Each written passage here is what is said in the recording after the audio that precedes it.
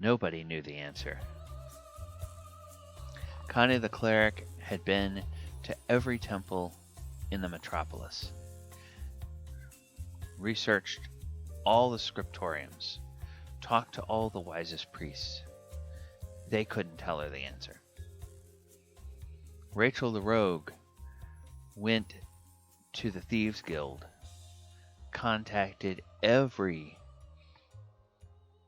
knower of secrets and purveyor of information that she could find. Even went to all the taverns and talked to all the bards and all the traveling minstrels who know all the stories from all over the realms. And they didn't know. And Fred the fighter, he talked to every merchant caravan's guard that he could. He talked to all of the retired soldiers, all of the old campaigners, all of the military leaders who had led armies all across the realms. None of them knew. So they turned to Wally. Wally the wizard sighed, said, "All right, very well." And he went into his arcane laboratory, and he prepared the materials, and he began the ritual. And everything was quiet except for the mumbling and chanting of his spell for some time. Then minutes later, "Ah!" the others heard Wally's anguish scream. They burst into the lab to find him on the floor, clutching himself, rocking back and forth, his eyes wide, glazed, and staring at something 1,000 miles away, his hair on end, and he was babbling gibberish. Even comprehend languages could not say what he was uttering, because the syllables were pure nonsense and not of any actual language. Fortunately, with bed rest, he got better. Unfortunately, the answer still eluded them. Ladies and gentlemen, this is one of the things that can happen to you too if you should try to use the spell Contact Other Plane. Hi, my name is DM Gallibond, and this is Arcane Wednesday for November 11th, 2020. And today we are going to talk about this spell, Contact Other Plane, that can be incredibly useful and has an incredibly powerful catch. All right, so let's go ahead and let's move over to our source books and look at the original version of the spell. Now, this is a 5th level spell in original D&D, and it was called Contact Outer Plane instead of Contact Other Plane. Now, this source book here lies because it says that it contains a chart. It doesn't. So I had to go to a different edition source book and find a chart, and I do not know, because it doesn't tell me here. I don't have the chart here. I do not know if the distances all line up. But what this does is it says that on the prime material plane, which is now the natural world, you are at basically at 0. And every plane you travel to is a certain number of steps away. And the closest outer plane is at least 3 steps away. And the chart that I have will show how that works. In fact, let's go ahead and take a look at that. All right, so you are on the material plane here. You have the inner planes, and then you have the outer planes.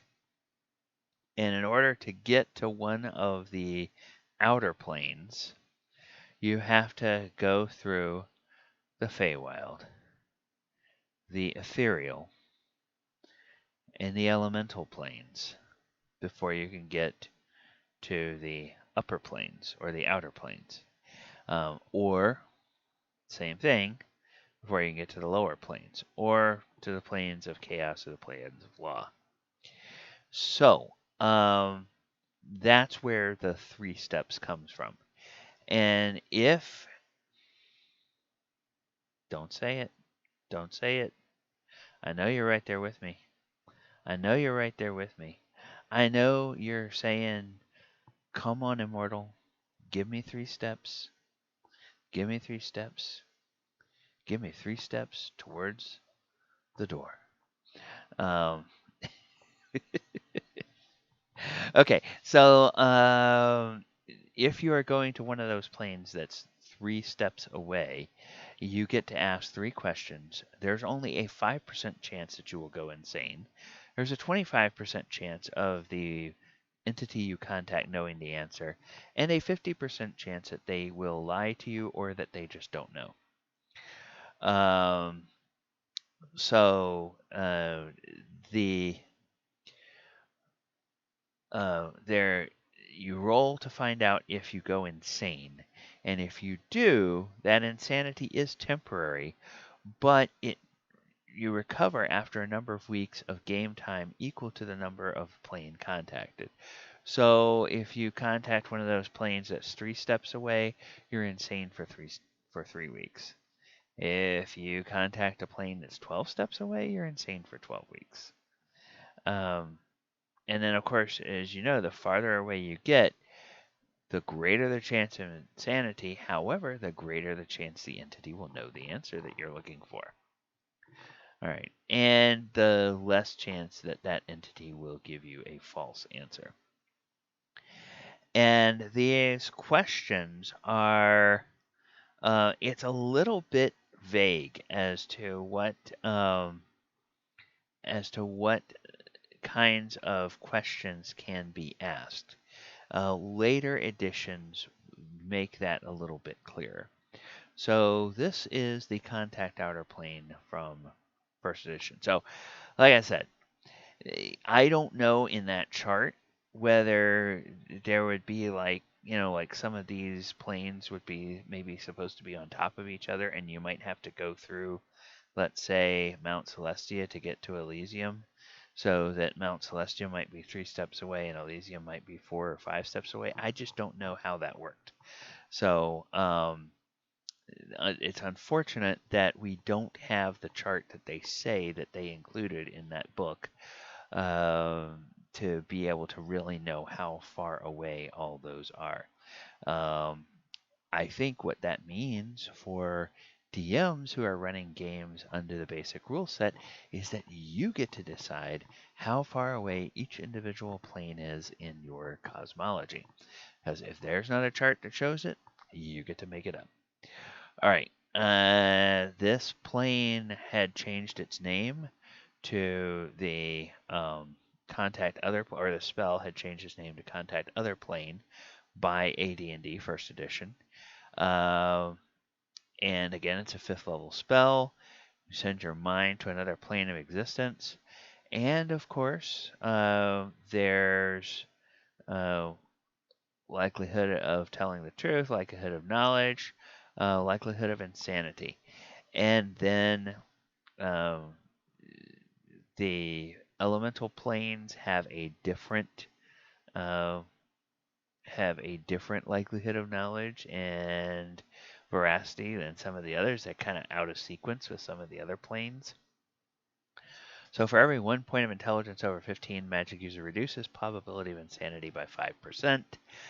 In the previous edition, it had to do with how high level you are. 21st level and above, every level you reduce it by 5%. Insanity will strike as soon as 1 question is asked and will last for 1 week for each removal of the plane contacted, 10 weeks maximum. There's a 1% chance per plane, and magic user will die before recovering unless a remove curse spell is cast upon him or her. Okay, now that's a new twist. So you can actually die from casting this spell. And it says that only brief answers can be given. So all questions will be answered with a yes, no, maybe, never, irrelevant. Character can contact a plane or some other further plane removed. For every 2 levels of experience, 1 question may be asked. So in the previous edition, it was how far away did you go. That determines the number of spells. In this particular edition, it determines the caster level, determines how many questions you can ask.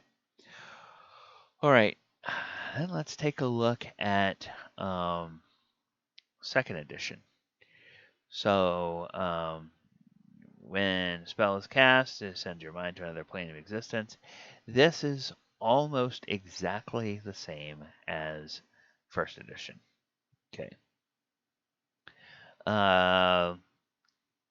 Okay, and then there's a little twist here. If the being does not know an answer and the chance of veracity is not made, the being will emphatically give an incorrect answer. If the chance of veracity is made, the being will answer unknown. So then there's a planescaped. I don't have a whole lot of the planescape source books. So there's apparently a specific outer plane, and then there's more kinds of information about those in that particular source book. All right. Contact other plane in third edition. This is sending your mind somewhere. Must concentrate, and then again, all the answers are yes, no, maybe, never, irrelevant, some other one-word answer, and it's a sorcerer wizard 5th level spell. And then now this one, you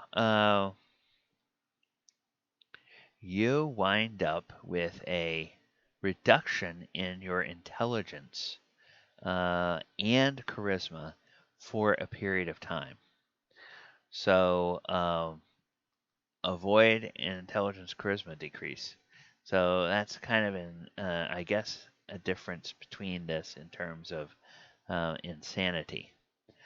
So if you fail your DC 7, which is a really low threshold, but if you fail that, you lose a point of intelligence and a point of charisma for a week.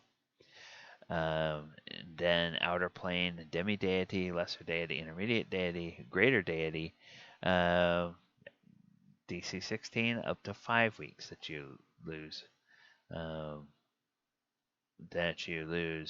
intelligence. Oh, okay. It's not a point. Your intelligence and charisma fall to 8 for the stated duration, and you become unable to cast arcane spells. Oh, wow. Okay. So, yeah, really bad. Really bad. But again, this is a spell that has a long casting time. So 10 minutes. So you're not going to be casting this in combat. And a wise caster would not necessarily cast this while they're out adventuring. They would want to maybe set up a strategy based on what they find out. So they would cast it during the planning phase. And that way, if something bad happens, well, they can at least be in a relatively safe place to rest and recuperate while their intelligence and charisma returns. All right. So that is the effects in 3rd edition. Now let's take a look in 5th edition, because of course this spell doesn't exist in 4th as far as I know. I couldn't find it in any of the source books I have. It's a 5th level spell. It takes 1 minute to cast, and it lasts 1 minute. You mentally contact a demigod, spirit of a long dead sage, or some other mysterious entity from another plane. This can strain or even break your mind. Make a DC 15 intelligence saving throw. On a failure, take 6d6 psychic damage, and you are insane until you finish a long rest. While insane, you can't take actions, can't understand what other creatures say, can't read, and speak only in gibberish. Successful save, you ask the entity up to 5 questions. Must ask your questions before the spell ends, so within a minute. And then yes, no, maybe, never, irrelevant, or unclear. If a one-word answer would be misleading, a GM might instead offer a short phrase as an answer. Um, where are my keys? Behind the couch. Okay. Yes. Hopefully somebody would not risk 6d6 psychic damage just for a question like that. One could imagine that an extraplanar deity or immortal entity would get a little annoyed with that kind of question uh, on a regular basis. All right, well, that is going to do it for our discussion of Contact Other Plane. Hey, what I would love to see is down in the comments if you have ever used this spell or if you've seen this spell used in a campaign where you were playing either as a player or as a DM and things went horribly wrong. Um, Tell us a little bit about it in the comments. In the description, you can find information about all the places that you can follow me on social media and where you can find all the live streams that I do on my Twitch channel during the week. If you love what we're doing here on this channel, or if you even like it, or if you even think it has some value, please click the subscribe button. Like the video, share the video, click the post notification bell so that you will be notified every time a new video drops. And I thank you very much for watching. Once again, I've been DM Gallibond, and take care, everyone. Good night.